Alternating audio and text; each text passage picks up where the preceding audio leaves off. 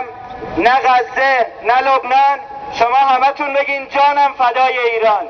نه غزه نه لبنان، جانم فدای ایران. نه غزه نه لبنان، جانم فدای ایران. نه غزه نه لبنان، جانم فدای ایران. نه غزه نه لبنان، جانم فدای ایران. نه غزه نه لبنان، جانم فدای ایران. نه غزه نه لبنان، جانم فدای ایران. نه غزه نه لبنان. جانم فدای ایران.